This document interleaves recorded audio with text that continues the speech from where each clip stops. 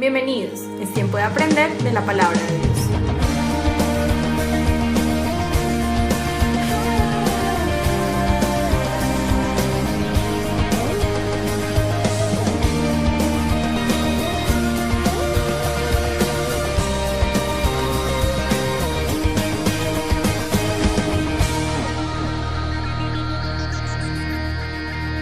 Pastor, gracias, mi pastora, gracias por permitirme estar acá nuevamente, es un placer compartir con ustedes. Qué iglesia tan hermosa que es Comunidad de Fe aquí en Pereira, la verdad, muy lindo. Hay un espíritu bello y hay mucho deseo de amar a Dios, de conocer a Dios y veo también de hacer la diferencia. Y quiero darles un saludo de parte de la iglesia o de la congregación El Punto de Encuentro en Chía, aprovechar para hacerlo. Somos una sola iglesia en todo el país, ¿sabían eso? Algunos a veces no parece, pero sí es. Es que una familia, solo una familia, que amamos a Jesús y que Dios nos ha puesto en cada lugar para cumplir un propósito. Quedo muy pensativo después de salir y quedar estancado 3 horas y media en un trancón, como lo decimos en Bogotá.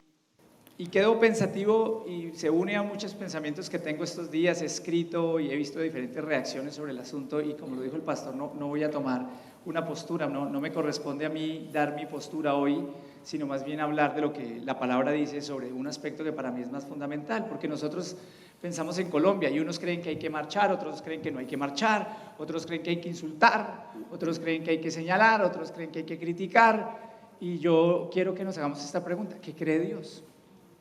¿Qué cree Dios? Porque siempre nosotros tendemos a pensar desde nuestra óptica, lo que a nosotros nos parece, y yo quiero preguntarle a Dios, ¿qué es lo que tú quieres que hagamos? ¿Qué es lo que quieres que hagamos como iglesia? ¿Qué es lo que debe pasar? Porque en nuestro país todos estamos de acuerdo en que tiene que ser mejor. Yo amo a Colombia. ¿Ustedes aman a Colombia? ¿Serio? ¿Aman a Colombia? Este es el país que Dios nos dio, este es el momento que Dios nos dio. Nacimos acá no por accidente. Nacimos en esta época no por accidente. Dios nos dio la bendición de nacer en Colombia y necesitamos amarla de verdad y no amar algo o no amarla desde la perspectiva de lo que yo deseo, sino desde la perspectiva de lo que Dios desea, porque la voluntad de Dios es buena, es agradable y es perfecta. Y si la voluntad de Dios acoge a Colombia y se hace en Colombia, vamos a ver un país diferente. Y la iglesia tiene que preguntarse, ¿qué hacemos? ¿Somos parte de la solución o somos parte del problema? ¿Contribuimos a incendiarnos todos y a pelear todos? ¿O qué es lo que debemos hacer? Y por eso quiero ir hoy a un texto y les voy a pedir que abran sus Biblias en Malaquías capítulo 4. Malaquías capítulo 4. Porque tomo este texto para enseñar lo que creo que Dios quiere hablar hoy a la iglesia. Resulta que el pueblo de Israel estaba pasando por una situación muy complicada. Era un pueblo que había estado cautivo por muchos años, se había alejado de Dios y por esa razón Dios los había dejado a caminar como ellos querían, sin Él. Habían sido llevados cautivos a Babilonia y por fin volvieron a la tierra y restauraron la ciudad o reconstruyeron la ciudad, reconstruyeron incluso el templo de Jerusalén, pero había mucha pobreza, había hambruna, había muchos problemas. Y había 3 cosas que no solo Malaquías, sino todos los profetas menores en el Antiguo Testamento señalaban acerca de los problemas que había en esa sociedad. Y te voy a explicar cuáles eran esas 3 cosas. Lo primero es que cada uno de estos profetas le decía al pueblo, ustedes, el pueblo todo, está en inmoralidad. Había una inmoralidad por todas partes rampante. Y el mensaje de los profetas es, dejen la inmoralidad. Lo segundo, había corrupción. Y había corrupción no solamente en las clases dirigentes, sino había corrupción en las clases religiosas, en los dirigentes religiosos, en los dirigentes de Estado, y había corrupción en la sociedad misma. Y esa corrupción, Dios la está condenando. Pero ¿sabes cuál es el otro problema? Había pobreza, y a la gente no le importaba. La corrupción trae pobreza, la inmoralidad trae pobreza. Y el pobre era oprimido, la viuda era oprimida, los huérfanos eran abandonados. Y Dios a través de los profetas dice, paren ya. No más. Y les dice, no los voy a escuchar más. El pueblo, viendo todo eso, se voltea a Dios. Pero miren la actitud que se voltea a Dios. Se voltea a decirle, Dios, ¿por qué no nos escuchas? Somos tu pueblo, te estamos pidiendo, ¿por qué no nos respondes? parecido a veces a lo que yo escucho. Y Dios les contesta en Malaquías fuertemente. Y no tengo tiempo hoy para explicarte todo el texto, todo el libro de Malaquías, pero te invito a que lo estudies. Y resulta que dice algo allí en Malaquías capítulo 4, versículos 4 al 6, que además marca una época. Y es una época en donde termina el Antiguo Testamento y aparece lo que los estudiosos han denominado los 400 años de silencio. Dios deja de hablarle al pueblo, por esta razón que yo les menciono. Dios deja de hablar. No hay más profetas que hablen en nombre de Dios. No hay más profetas que se paren y digan, el Señor dice esto.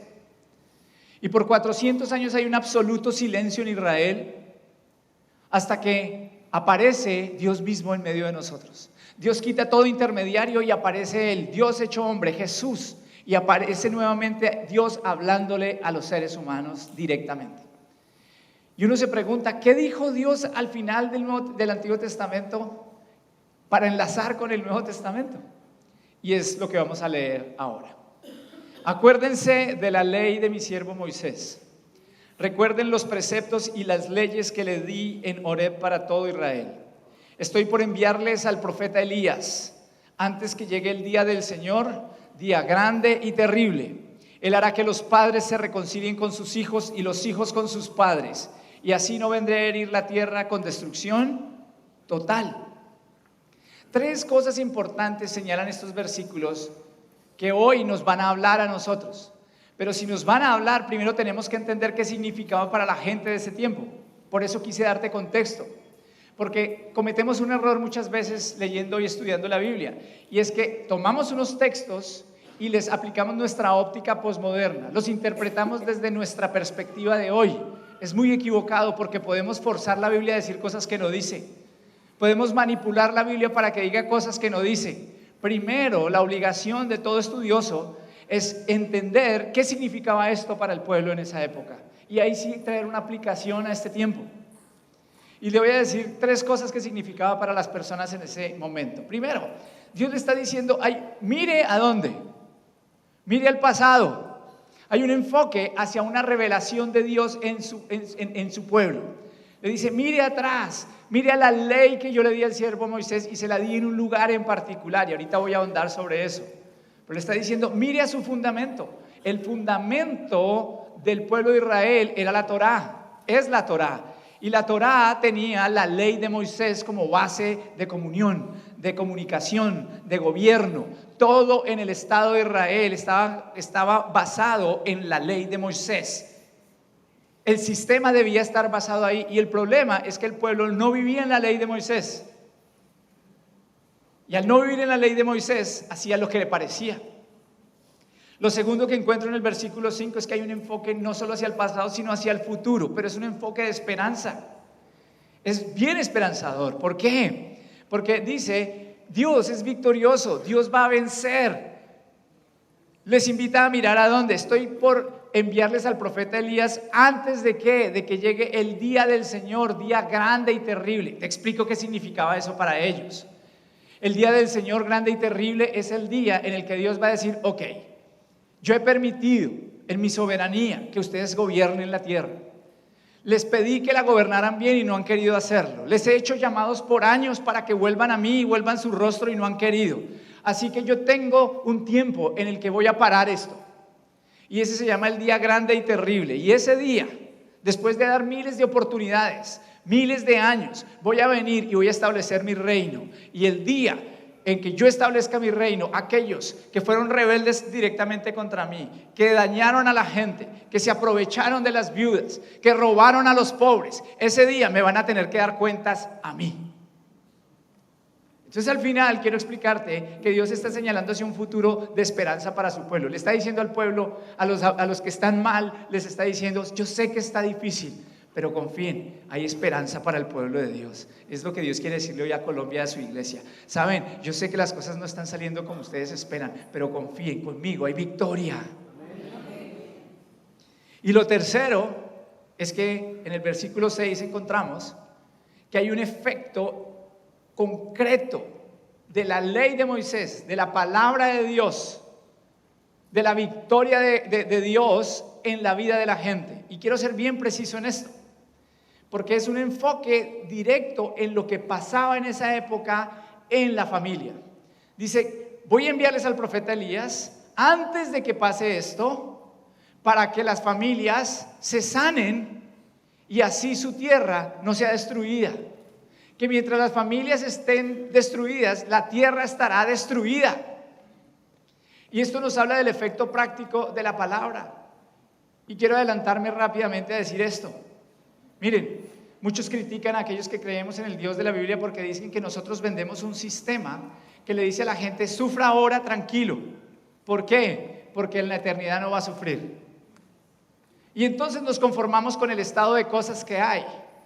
Y nos critican y nos dicen, ustedes permiten la pobreza, la corrupción, porque solo le enseñan a la gente a ir a un lugar y esperar a morirse para ir a la vida eterna. No es cierto, nada más contrario a lo que la Biblia dice. La Biblia nos dice que la palabra tiene un efecto sobre nosotros y que no tenemos que esperar a morir para disfrutar la vida eterna, que la vida eterna comienza el día que conocemos a Jesús, y eso tiene unas implicaciones en nuestra vida y en nuestra familia. Eso es lo que está diciendo acá el texto. Ahora vamos a traerlo a nuestro tiempo para aplicarlo. Vamos a aplicarlo hoy. Y entonces empiezo nuevamente en el versículo 4, pero ahora traído a nuestro tiempo. Cuando Dios dice, acuérdense de la ley, fíjense que hace algo, lo conecta con un momento específico. Esa ley fue dada en un momento en particular, en un contexto. ¿Qué es lo que Dios está haciendo? Conectando palabra con experiencia.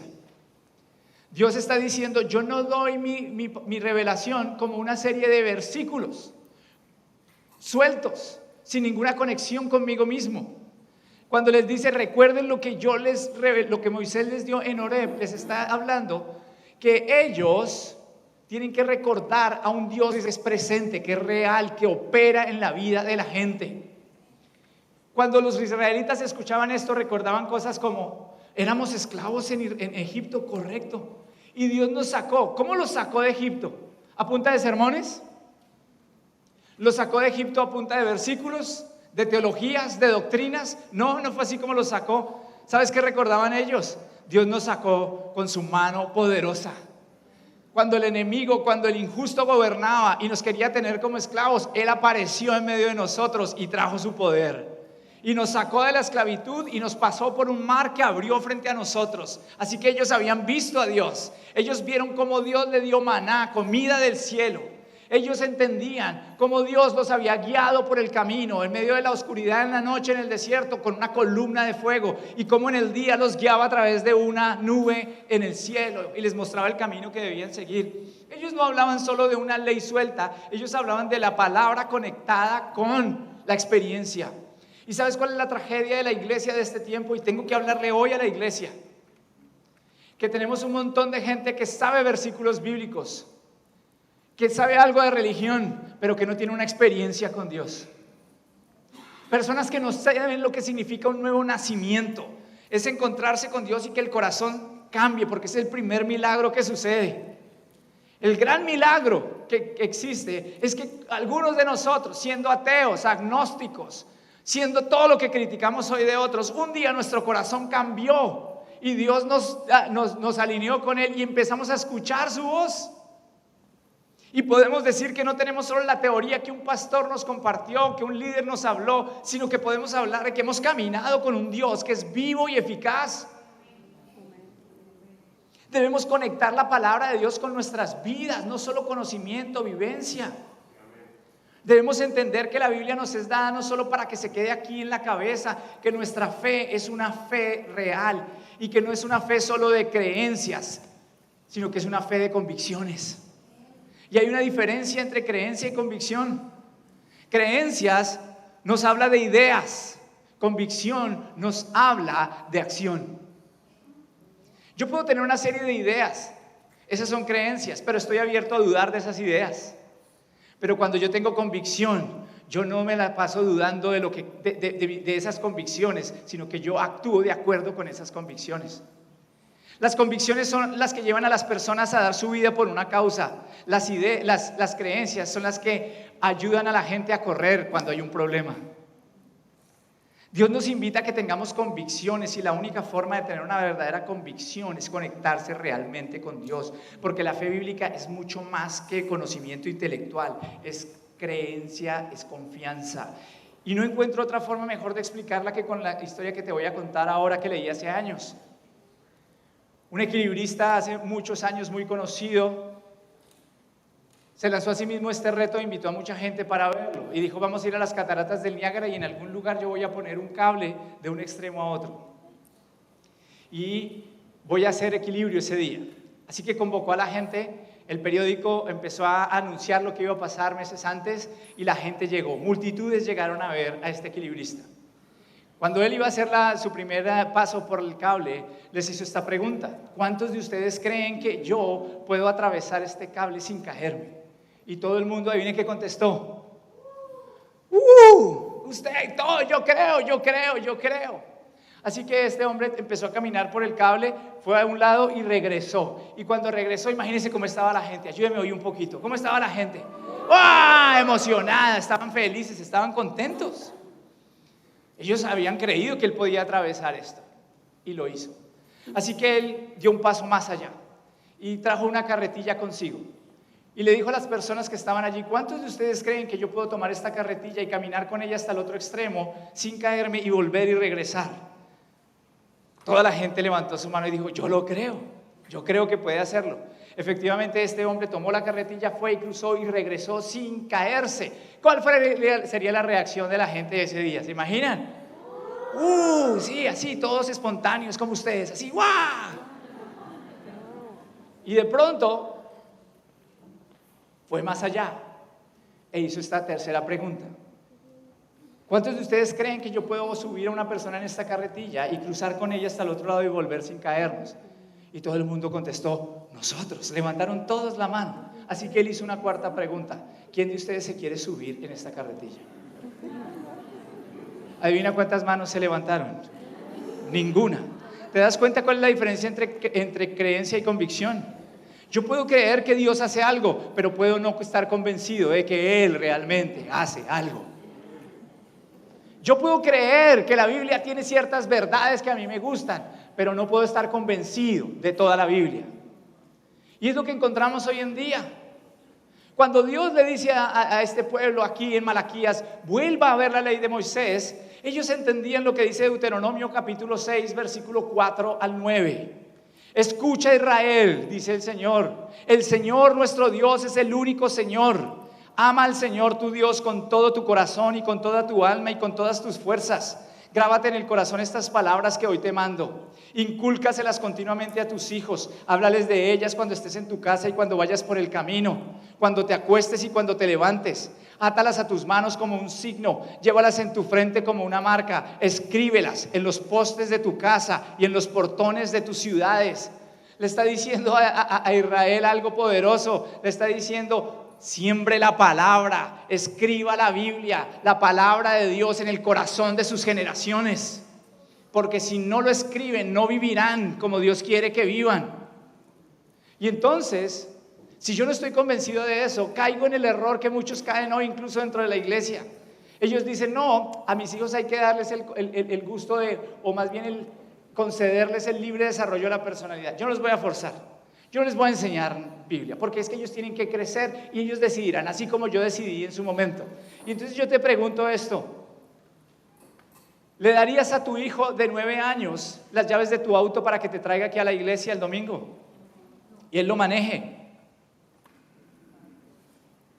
¿Le darías a tu hija de 10 años la responsabilidad de manejar las finanzas de tu hogar todos los meses? No. ¿Y cómo así que entonces nosotros decidimos que nuestros hijos tienen la suficiente madurez para ver cuál es lo mejor que hay en la vida?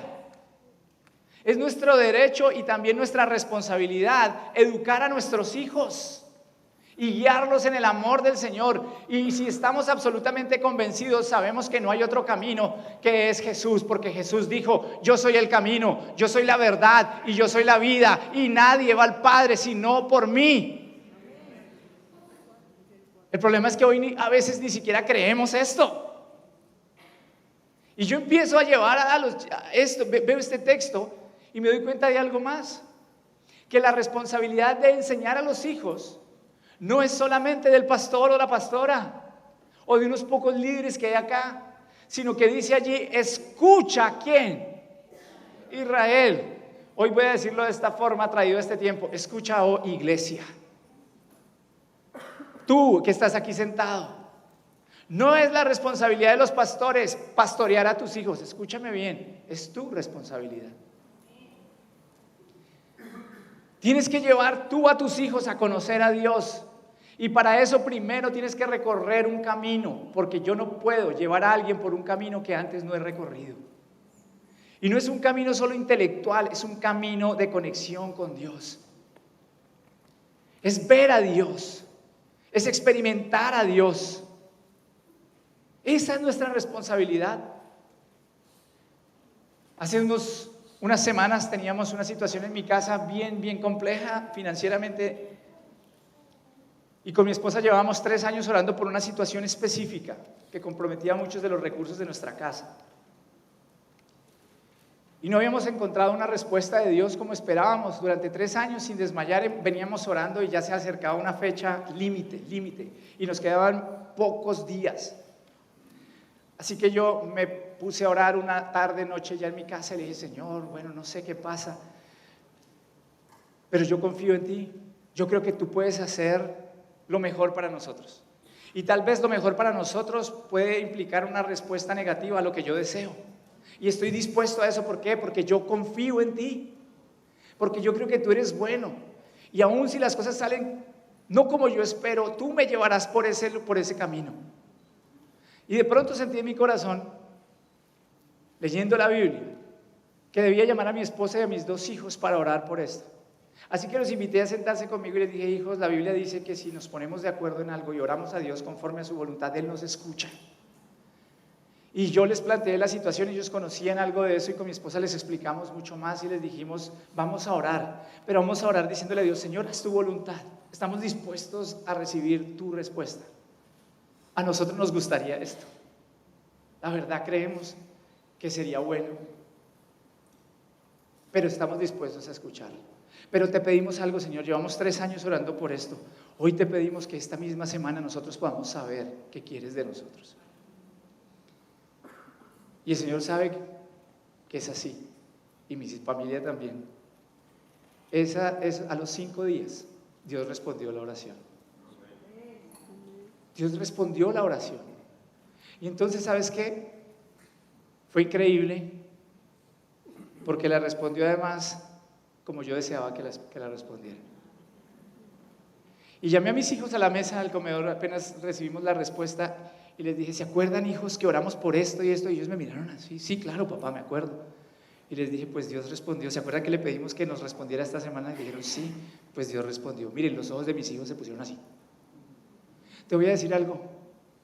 Yo anhelo que mis hijos no tengan solo un conocimiento de Dios, sino que tengan una experiencia con Dios. Porque eso es lo que a mí me mantiene después de 30 años caminando con Dios. Necesitamos caminar con Dios y confiar en Dios. Así nos dé una respuesta que queremos o no. Necesitamos conocer a Dios en un nivel, en una intimidad tan profunda, que la palabra de Él se convierta en la realidad. Porque ¿sabes cuál es el problema? Que nos gusta cuando Dios contesta cosas como las que yo te estoy contando. Pero hay partes de la Biblia que no nos gustan como estas. Oren por sus enemigos. No, preferimos salir a insultar a nuestros enemigos. Preferimos incendiar las redes sociales acusando unos a otros acerca de lo que hacen. Preferimos juzgar las motivaciones de otros en vez de recordar lo que la Biblia dice. Oren por sus enemigos. Oren por esos que sí, tal vez allá en esos lugares han estado robando. Pero es que la corrupción de Colombia no está solo allá arriba, está en todas partes. Porque si hay alguien que pague soborno, hay alguien que lo recibe. Y estamos acostumbrados a todo eso. Y entonces necesitamos que la Biblia se haga vida en nosotros y le confiemos a Dios eso. Y que cuando hacemos negocios y alguien viene y nos dice, si no me da un torcido, si no me paga algo por debajo de la mesa, no tiene el negocio. Y entonces pensemos como Dios quiere que pensemos y digamos, pues yo prefiero, ¿sabe qué? No tener plata, pero voy a servir al Señor y voy a honrar al Señor. El día que la iglesia haga eso, el día que Colombia haga eso, los corruptos quedarán expuestos y no habrá más que quieran pedir plata. El día que vivamos la Biblia, que entendamos la Biblia y la apliquemos en todos los sentidos, el país cambiará. Queridos, el problema no es el cristianismo, el problema es que los cristianos a veces no vivimos la Biblia. Y ahora lo conecto ¿con qué? Con el enfoque. Es un enfoque de esperanza, es un enfoque de victoria. Estoy por enviarles al profeta Elías antes de que llegue el día del Señor. Miren, Dios quiere dar oportunidades, muchas oportunidades. Aún hoy necesitamos comprender eso. Pablo le escribió a una iglesia un día y le dijo, ustedes que eran ladrones, que eran asesinos, que antes eran eso, hoy ya no lo son. Bendigan ahora a la gente y oren por la gente y cambien lo que hay a su entorno. ¿Quién de nosotros hoy puede levantar su mano y decir, es que yo nunca he hecho nada malo? Y no estoy justificando la injusticia, lo que te estoy diciendo es que en vez de ser mensajeros de guerra, seamos mensajeros de paz. Porque cuando él dice aquí, estoy por enviarles a Elías, eso se cumplió. Juan el Bautista fue el Elías que llevó a la gente a Jesús. Cuando tú lees el Nuevo Testamento y se conectan después de esos 400 años de silencio, ¿sabe cuál era la función de Elías? O sea, de Juan el Bautista. Era decirle a las personas, arrepiéntanse de sus pecados y busquen a Dios porque el reino de los cielos está aquí. Así que aplicado a nuestro tiempo, quiero decirte, hoy Dios quiere levantar Elías que llamen al arrepentimiento al pueblo, a alejarse de su pecado y a conocer a Jesús. Y en ese sentido voy a decirte, yo soy un Elías. Ojo, no porque yo me crea un profeta ni nada de eso, simplemente porque todos los que anunciamos el mensaje del arrepentimiento somos Elías. Sus pastores son Elías, ustedes son Elías. Y por eso el Señor quiere decirles a través de este texto hoy, salgan y anuncien las buenas nuevas de Jesús. ¿Sabes otra catástrofe de la iglesia de hoy? Que le da miedo evangelizar. Le da miedo compartir de Jesús. Hoy la gente ve buenas personas, pero no sabe por qué son buenas personas. Y uno les pregunta, ¿y por qué no compartes de Jesús? No, es que pastor, yo no soy así teólogo ni he ido al instituto bíblico. Querido, cuando tú te encuentras con Jesús, tú hablas de lo que Jesús ha hecho en tu vida, punto. No hay miedo. ¿Te das cuenta de lo que la gente que no cree en Jesús hace? Ellos se paran, gritan, hacen videos en YouTube, ellos exponen sus causas y nosotros callados. Pero nuestra vida misma tiene que responder o respaldar el mensaje que damos. Porque si nosotros vamos y decimos que hablamos de Dios y que amamos, pero no amamos, que hay que perdonar, pero no perdonamos, si hablamos de familias hermosas, porque ya voy a conectar mi texto con la familia, pero nuestras familias no lo son, porque además, si no lo sabes, te tengo un dato. Los índices de divorcio en las iglesias, en las congregaciones cristianas son iguales a los índices de divorcio de los no cristianos. Y no quiero ponerte culpa ni vergüenza, porque hoy quiero decirte, si has experimentado un quebrantamiento de tu hogar o un divorcio, Dios tiene para ti esperanza también. Y Dios te ama. Pero el plan original de Dios es que la familia se mantenga. No funciona así la sociedad. Y por eso nosotros, si vamos a hablar de algo como mensajeros, el mensaje tiene que estar respaldado por nuestra vida. Y no me malentiendas, no estoy hablando de perfección, estoy hablando de congruencia. ¿Sabes? Todos esos jóvenes que hoy marchan en nuestras calles están cansados de líderes incongruentes. Líderes que se paran y venden humo. Dicen que van a hacer una cosa y hacen otra. Están cansados de personas que hablan de Dios y no muestran a Dios o no son congruentes en mostrar a Dios. Pero hay alguien de quienes no están cansados. ¿Y sabes de quién? A pesar de que a veces somos incongruentes, de sus papás. Ayer citaba en el seminario y me acabo de acordar eso, encuestas que se han hecho, investigaciones muy recientes. Los únicos líderes o personas de influencia que no han perdido credibilidad con los jóvenes de hoy son sus papás, a pesar de que sus papás muchas veces les han fallado. Y entonces ahí voy a conectar con el tercer enfoque de Malaquías. Él dice que enviará a Elías ¿para qué? Para que haya un efecto ¿en dónde? En la familia. Que si vamos a cambiar una sociedad, tenemos que cambiar la familia primero. Tenemos que empezar por lo que nos corresponde a nosotros. Él hará que los padres se reconcilien con sus hijos y los hijos con sus padres, y así no vendré a herir la tierra con destrucción total. El objetivo es evitar la destrucción de nuestra sociedad, de nuestra tierra, de nuestra hermosa Colombia. Que el pueblo deje de sufrir, pero para eso necesitamos familias que sean fuertes, que amen, que eduquen bien a sus hijos. Dice que los corazones deben cambiar. ¿Y cómo lo pone otra versión que quiero leerte? Dice que, hablando de este Elías, que sus predicaciones harán volver el corazón de los padres hacia sus hijos y el corazón de los hijos hacia sus padres. Habla de volver el corazón unos a otros. Habla de que la transformación de la tierra está en que el mensaje de Cristo se arraigue en cada individuo y afecte una familia, para que esa familia crezca sana. ¿Sabes? A veces yo me pongo a pensar y cuando veo todos estos casos de corrupción y veo familias enteras de políticos que son corruptos, yo digo, ¿de qué hablarán en el desayuno? ¿En serio? ¿Tú no te has puesto a pensar en eso? ¿De qué hablarán en el desayuno? Se sientan y dicen, bueno, hijos, mire, así es que se desfalca un país. ¿Qué es lo que está mal? Pero claro, como somos dados a señalar, ahora pensemos en nuestras familias. ¿Cuáles son las conversaciones de nuestras familias? Esa vieja que me cae gorda, la vecina esa terrible. ¿Acaso nuestros hijos escuchan oración en nuestro hogar o escuchan gritos entre nosotros todo el tiempo? Nuestros hijos a los que decimos, hijo, confía en Dios, nos escuchan decirles como esposos, tranquila amor, vamos a orar por esta situación financiera. O nos escuchan decirnos, ¿qué le pasa? Es su culpa, usted es un bruto. ¿Qué escuchan nuestros hijos? ¿Qué sociedad estamos creando?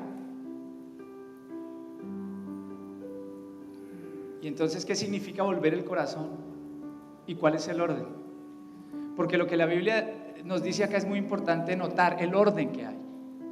Porque aquí el orden de los factores sí altera el resultado. ¿Quiénes son los primeros que tienen que volver su corazón a quiénes? Los padres deben volver su corazón a sus hijos. Es lo primero, no al revés. Y eso requiere madurez. ¿Por qué?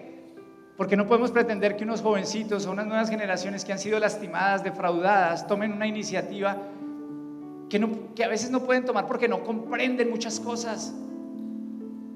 Pero nosotros los papás deberíamos ser adultos emocionalmente, maduros emocionalmente y espiritualmente, y tomar esta decisión y volvernos a ellos. Y como me decía la pastora ahora, después de la primera reunión, requiere humildad de parte de nosotros, de decir, ¿sabes qué? Me he equivocado. ¿Y cómo sabemos qué es volver el corazón a los hijos? Pues, ¿qué significa volverlo? Bueno, ¿qué es lo contrario de volver el corazón hacia alguien? Alejarlo. Papás, mamás, ustedes pueden alejar su corazón de sus hijos simplemente al ignorarlos, al estar ausentes de dos formas. Una, físicamente. Hay papás que están tan absortos, mamás que están tan metidos en el trabajo, que todo lo que sus hijos obtienen son sobras de su vida. Llegan cansados a sus hogares y no quieren hablar con nadie, no quieren escuchar a nadie, quieren encerrarse allá porque estoy tan cansado. Pero eso sí, acuérdese que lo hago por usted, mijo. Lo hago por usted. El problema es que a veces hacemos un montón de cosas por nuestros hijos pensando, le vamos a dar a nuestros hijos lo que nunca tuvimos, y nos olvidamos que lo que no tuvimos fue lo que nos hizo quienes somos hoy.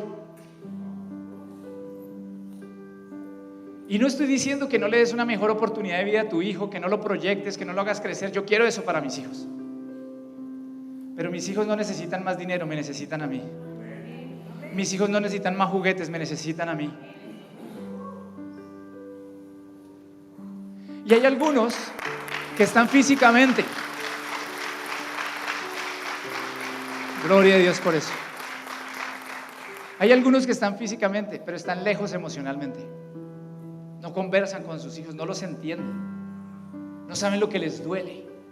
No comprenden su corazón. No están ahí para decir: hijo, ¿qué te pasa? Solo quiero escucharte.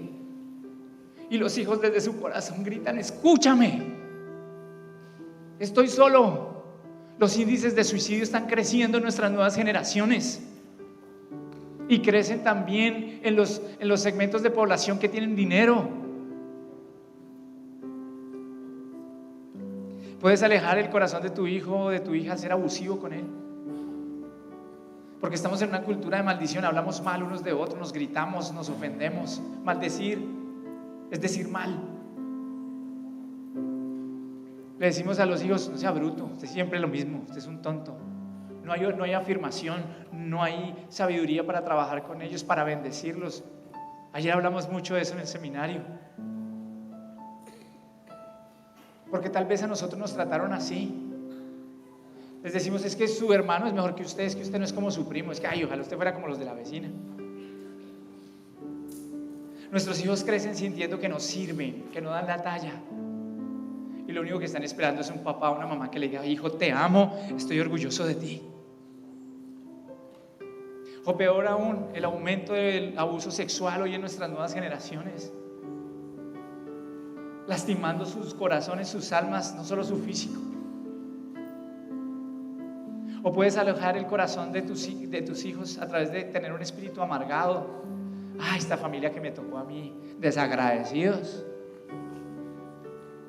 Y yo les doy todo, unos desagradecidos.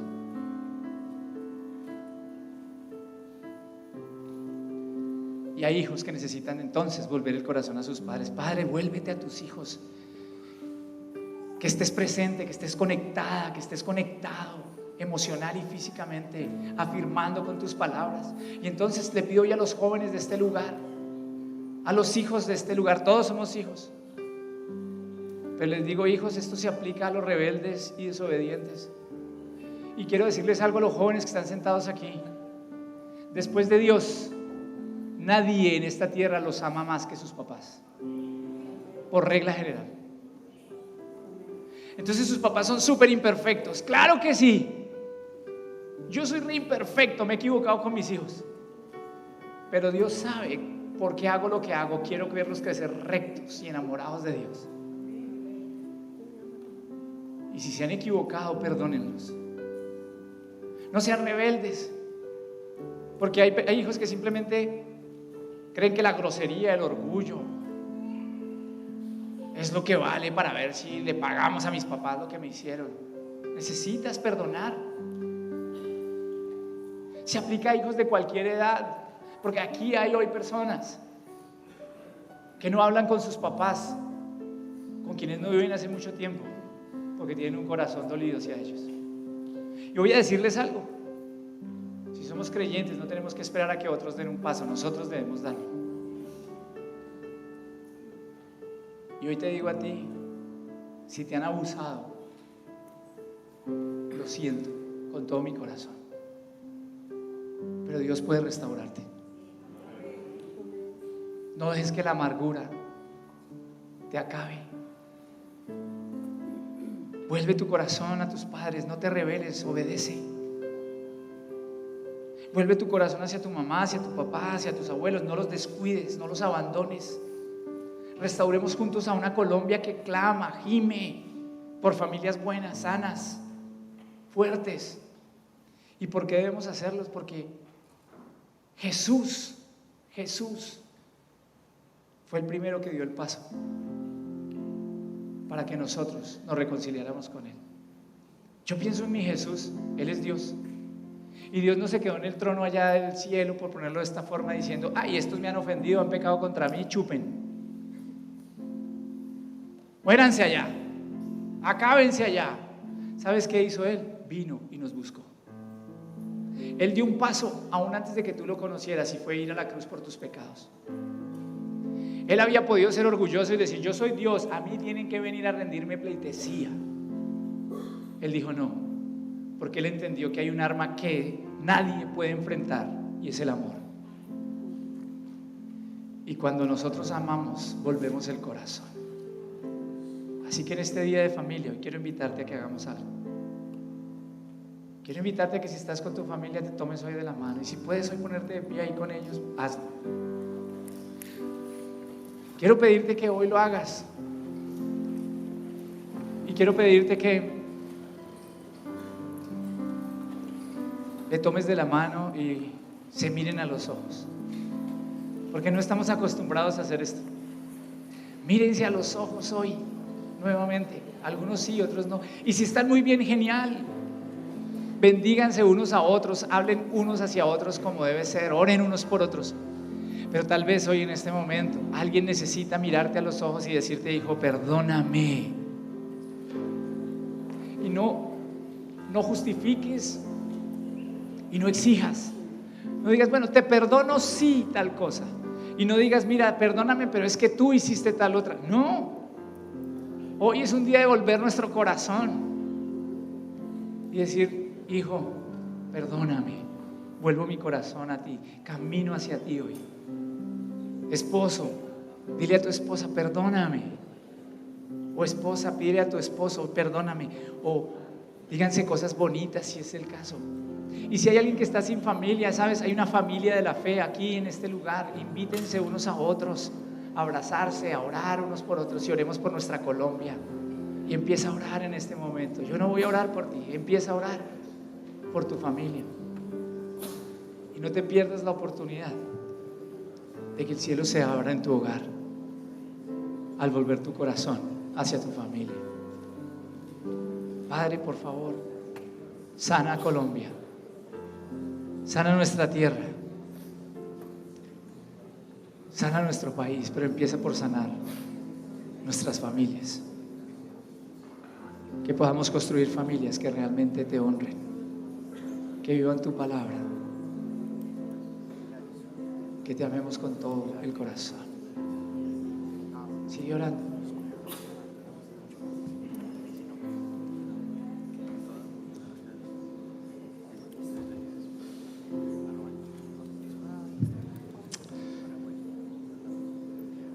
Ahí frente a frente, bendícele. Que se puedan mirar, que se puedan bendecir. Gracias, Señor. Gracias, Señor. Gracias por tu amor y tu presencia en este lugar, Señor. Gracias por tu bondad, Señor. Gracias, Señor, porque obras en cada corazón.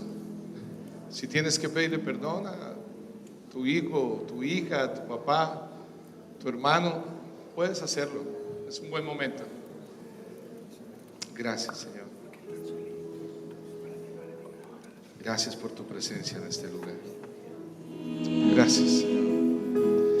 Voy a pedir que repitan conmigo esta oración todos. Padre Celestial, en esta tarde reconocemos la importancia de la Biblia en nuestro hogar para educar nuestros hijos. Señor, nos has llamado a ser mensajeros de la verdad para nuestra familia. Y Señor, hoy reconocemos también que debemos volver nuestro corazón a nuestros hijos, volver nuestro corazón a nuestros padres. Señor, te necesitamos. Por favor, en el nombre de Jesús.